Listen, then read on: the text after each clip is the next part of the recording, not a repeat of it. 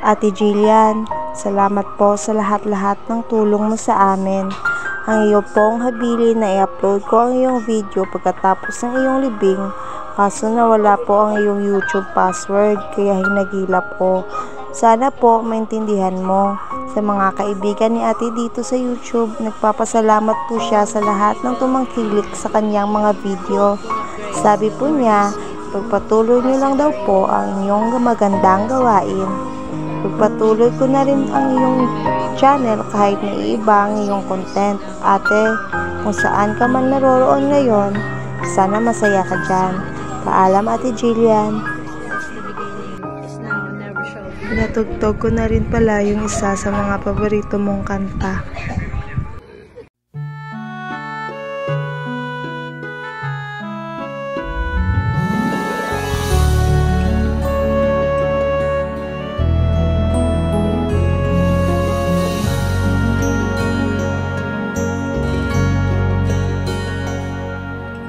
Tired of feeling all by myself, being so different from everyone else.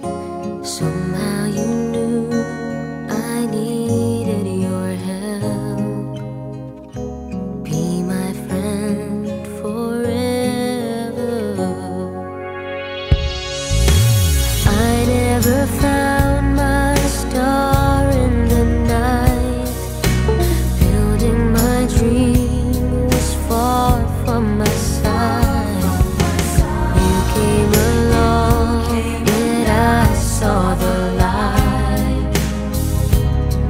be forever.